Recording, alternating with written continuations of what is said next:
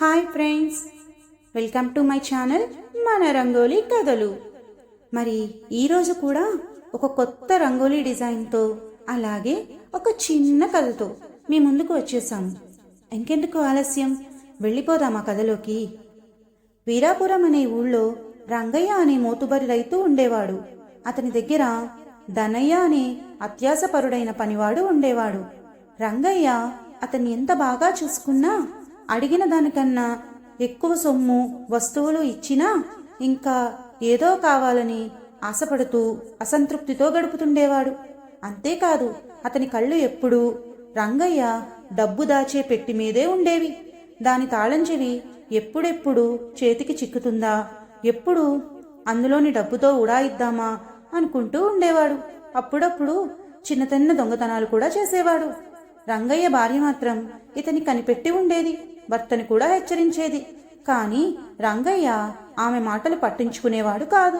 అయితే ఒకరోజు ఉన్నట్టుండి రంగయ్య దగ్గరికి వచ్చి, అయ్యా, నేను పని మానేసి వెళ్ళిపోతాను.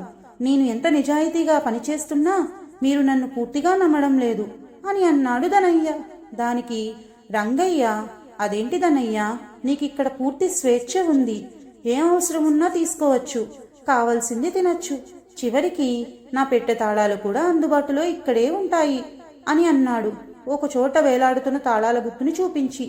వెంటనే అతను గబాల్నా ఆ తాళాలతో పెట్టె తెరుచుకోవడం లేదే అంటూ నోరు జారి నాలుగు ఖర్చుకున్నాడు.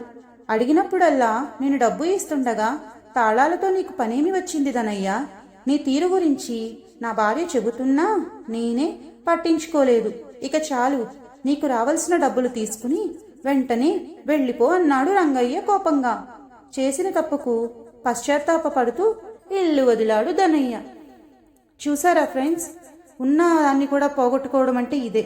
నిజాయితీ లేకపోతే ఏ పని అయినా ఎక్కడైనా సరే మనకు ప్లేస్ ఉండదు. ఎలా ఉంది ఫ్రెండ్స్ నా ఈ కథ? మీకు కానీ నచ్చినట్లయితే నా ఛానల్ని సబ్స్క్రైబ్ చేసుకోండి. See you in the next video.